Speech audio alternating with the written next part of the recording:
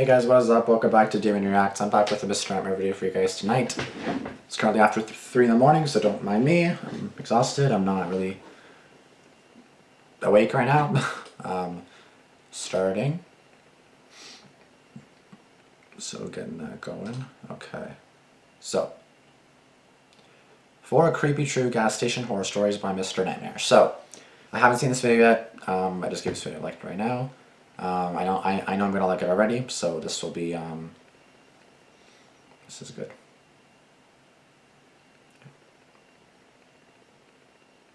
Yeah. Anyways, so this is just a reaction video, obviously. So I hope none of this applies, but it doesn't say anything about reaction, so I guess I'm good to go. So, but I know there's a lot of people that do re-upload these videos, and it's like, bitch, this is not like, don't do that. Like that's not. I'm just reacting to it, so it's a bit different, but.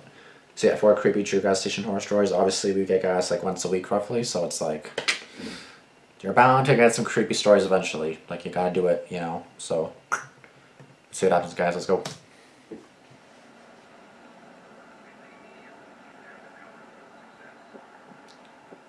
Robert Clark.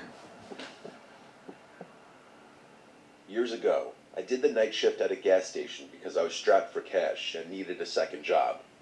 I worked the night shift there for a few months. It was around my 2nd or 3rd month that Yeah, night shift for gas is like, no. No. this guy started regularly coming in really late at night, always around 2 a.m. Every He night? was about 6 feet tall. He had long, stringy hair. He'd always come in, buy a tall boy, and leave. Okay. After a while, he one night asked me my name. I told him my name, and he just kept saying, "Rob, I like that," as he'd laugh to himself. He cracked open the tall boy he just bought and walked out of the store talking to himself. He was clearly hammered. This was the night I was curious to see if he had been drinking and driving every single time that he'd come to the store. I watched as he left, and he walked out of sight off the gas station property. That would make sense. He never once bought gas anytime he came in. He'd always just buy alcohol. I'd seen him just about every night after that for a while. Now, who the hell buys alcohol at a gas station? He'd come in, some nights noticeably drunker than others, and sometimes he'd just lean on one of the shelves for a while and not say anything. He'd always greet me with a hey Rob any time he'd come in. One night he was just leaning on a shelf, drinking the tall boy he just bought, not saying anything, just staring at a wall. I asked him for his name finally. He looked at me, took about 5 seconds, and said, "Bob." Now, I always felt like Bob is a go-to fake name when you're lying about your name. Yep. I wondered if the first thing that came to mind for him was Bob because it rhymed with my name. Exactly wrong. But I went with it. I said, "So Bob, where do you work?" He laughed so loud it actually startled me. He said he doesn't work. Me work? Okay. He said the government completely fucked him out of his job.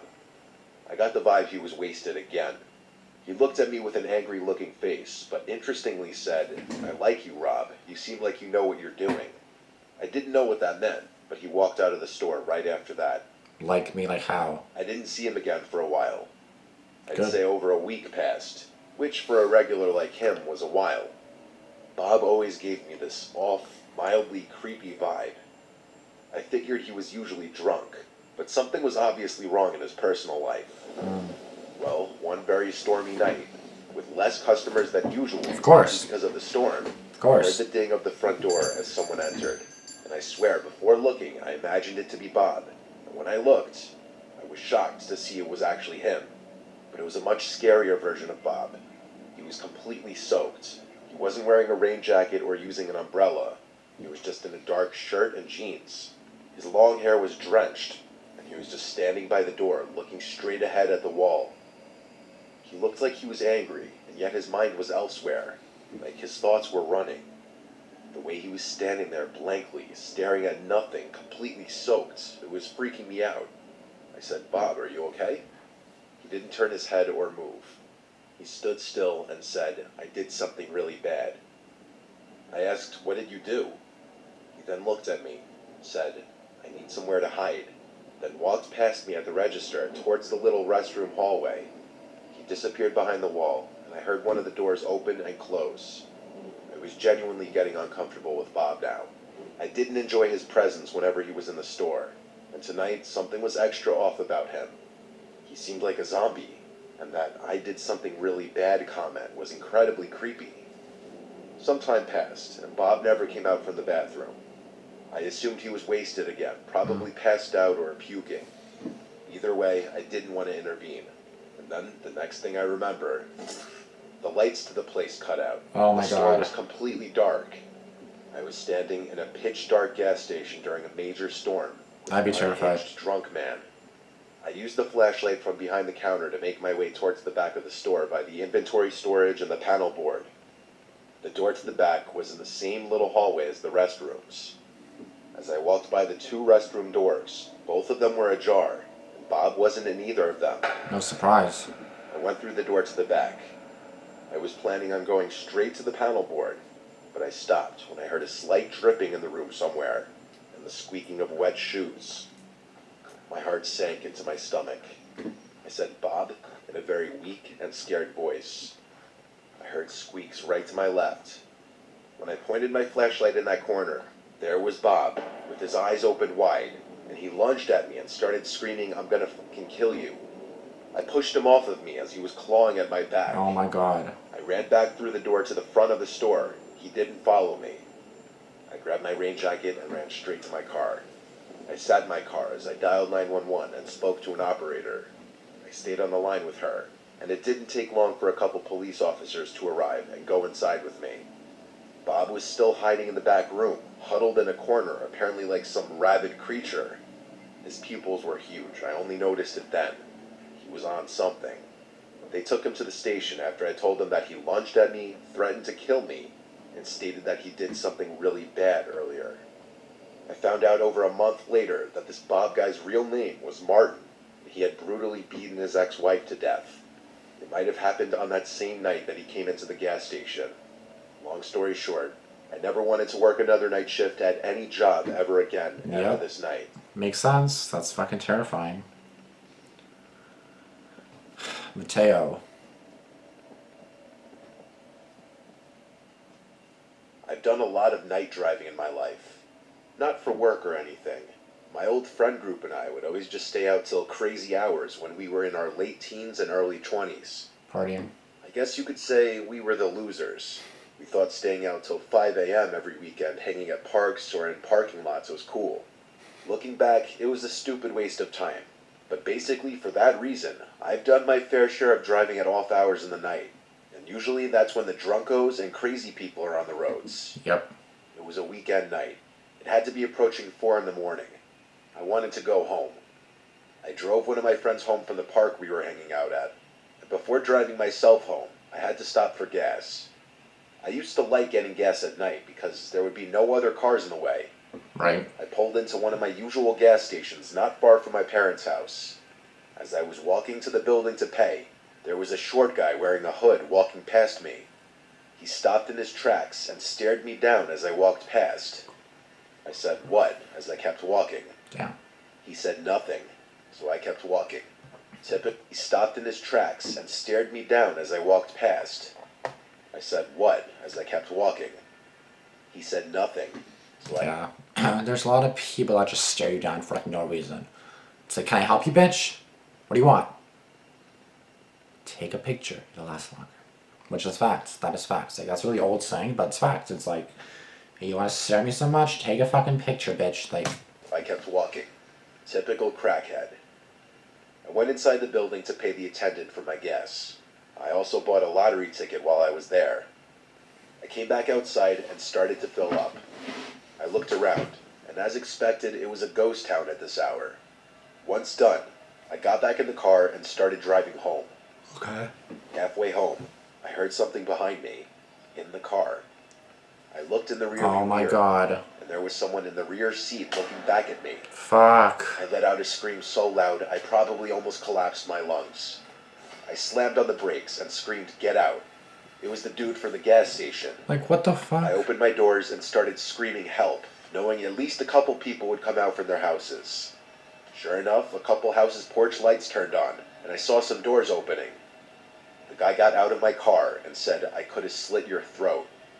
As some people came out of their houses, he started to run away down the street. Oh my I God. didn't chase after him. A couple people came over to me and asked if I was alright. and I told them how a stranger was in my back seat. By now, the guy was out of sight. I wasn't about to start driving around after a crackhead. Yeah. I thanked the people who came out and continued my drive home, making sure I didn't see him anywhere the rest of the drive. That was the scariest experience of my life. Yeah, fuck. Like, that was pretty short, but that's fucking terrifying. Oh my god. Like, today, I was actually doing the same thing. So, I was supposed to meet up with someone from an app, right? And then I go to their house. And then I'm like, yeah, I'm just on the side here. Like, their house is kind of like on this busy road. Again, it was like 2 in the morning. So, no one's like, tonight, it's now 3:28, but I was going to meet up with them around 2 hours ago. So, again, just right here is the street. I kind of go on this one side street. Their house is like right here. So I kind of just park on the side streets. I didn't want to park on like the main road, so I would just kind of hold to the side. And like when I kept saying that I'll be there, they kept saying like a question mark on the app. Like on the app, they're kind of like, yeah, like what time will you be here? And I was like, I don't know, 1:31. And then again, they reply to their comment. They replied to their chat with a question mark with their chat saying what time. And I was like, I'm ready. Like I'm coming. I'll be there in 2 minutes. I get there. I'm like, yeah, I'm here. Question mark. And I was like, bitch, I'm here. What do you mean? How much time? I'm here. Open your door. I'm right fucking there, dummy. So, you know, I step outside into the car because they drove there.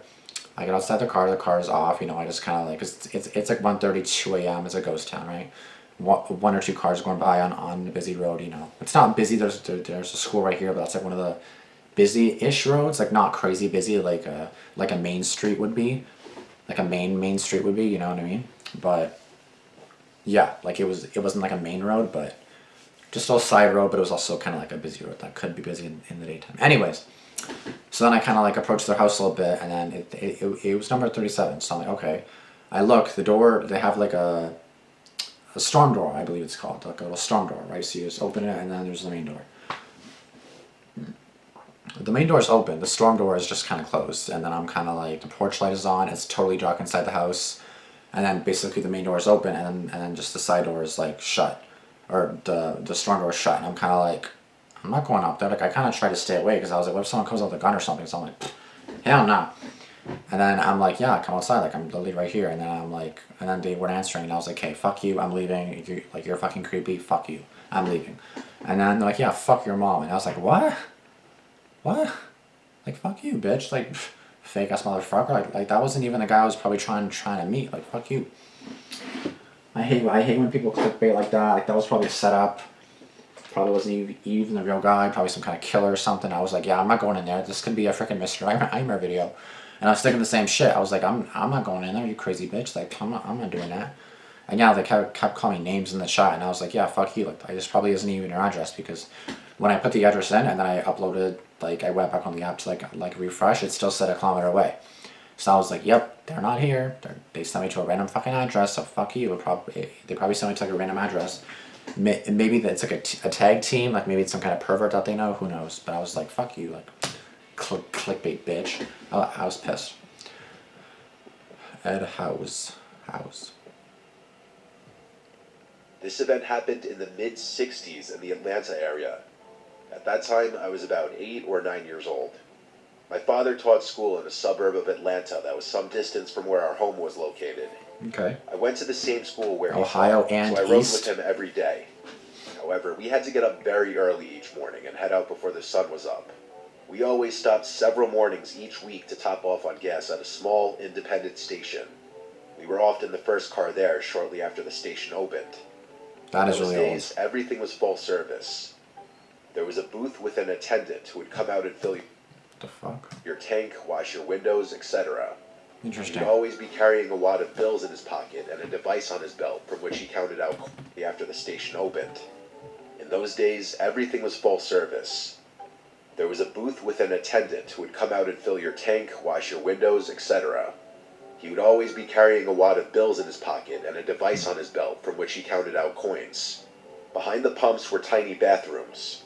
I would often use the bathroom on mornings that we stopped there, as it was a fairly long drive. Where the fuck do you see a washroom? One morning, we again arrived before dawn to find the station completely deserted. It was totally quiet other than the traffic sounds going by. There was no sign of an attendant, either in the booth or anywhere else around the station. My father blew the car horn once, then again a few more times, but there was no response. We discussed what might be the problem.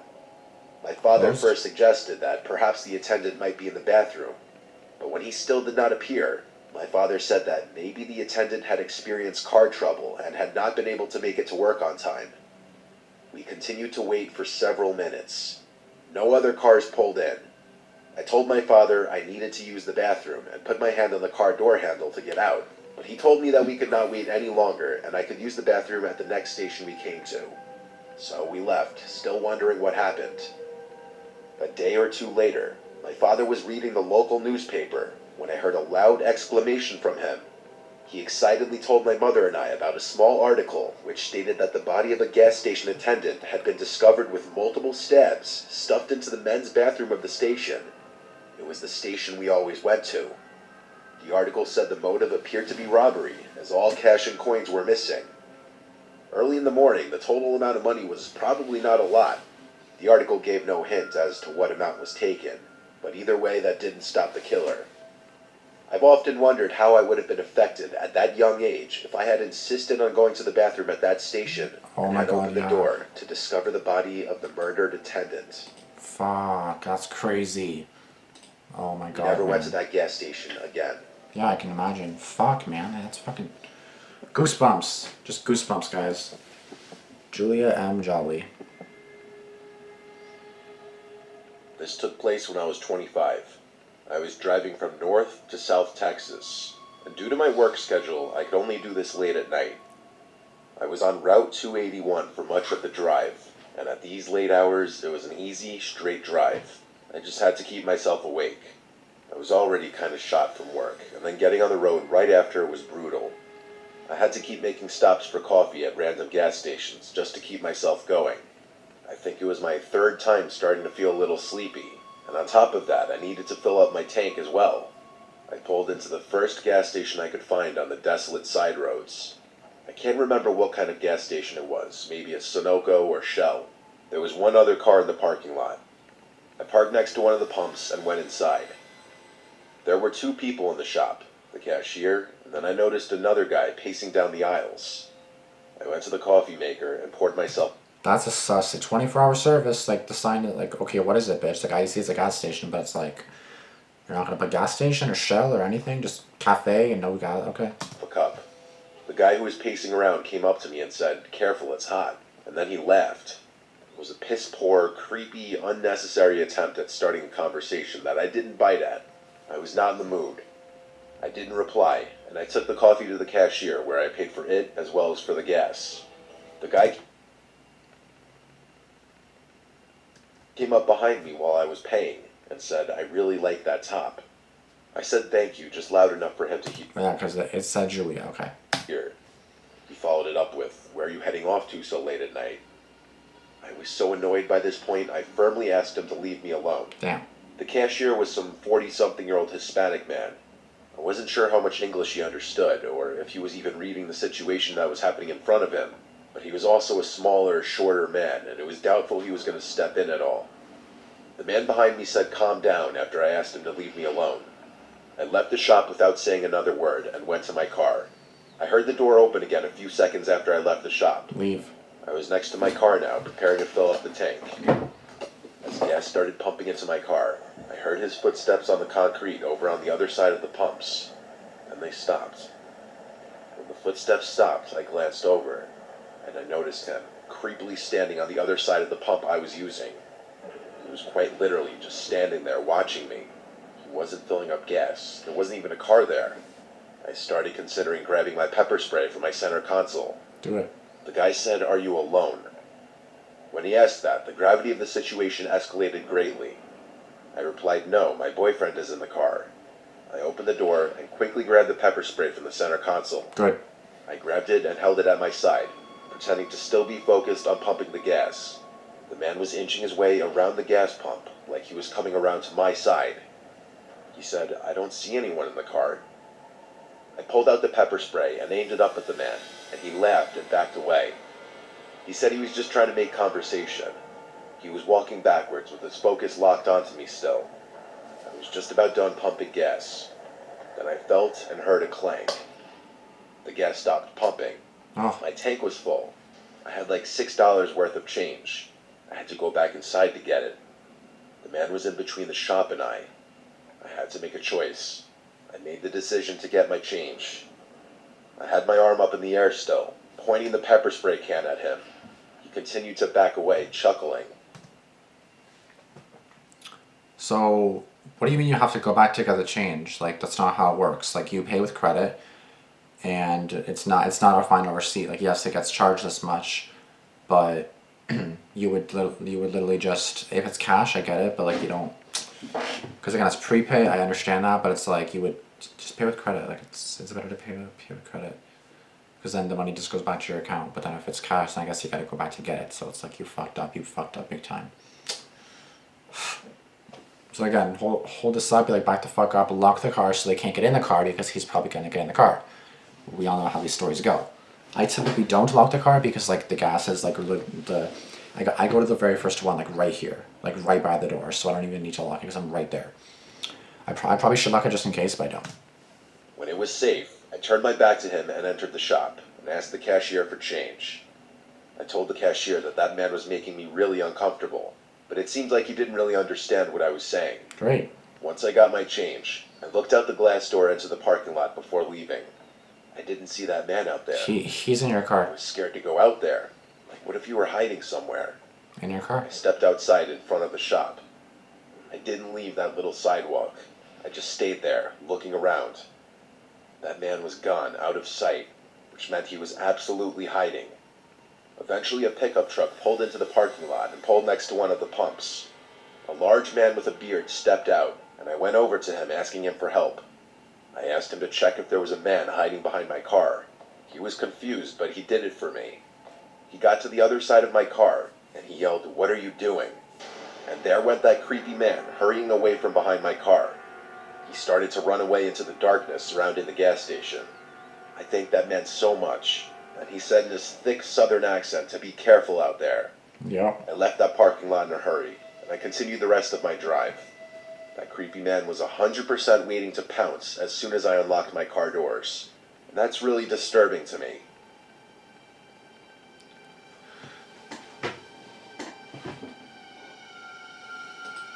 Like, the fact that you have to be careful, like, you really have to be careful. Like, even me tonight, I was nervous about that, and my friend was like, yeah, at least you made the smart decision not to go inside the house, because the door was open, I could have just went inside. Honestly, shout out to all the gas station workers out there, y'all deserve a fat raise. Fact. The gas prices nowadays should be considered a horror story in itself. People don't appreciate those gas station workers enough. It's a dangerous job with the danger pay to go with it. Exactly. Story 4, damn, I was so lucky that the guy in the pickup truck pulled in right at that time so she could ask him to check behind her car. Her gut instinct was spot on. Well, it's kind of obvious that like someone's going to be literally there. Risking a dangerous encounter with them in for 6 hours of change in a weird, honest way. Respect. Yeah, the last story is truly horrifying. The creep was waiting behind the car to ambush her. Thank God that rental car arrived. I mean, you can easily just go around the car, like you don't need to go to the front of your car. Like, you can literally like do a walk around of your car and make sure no one's there.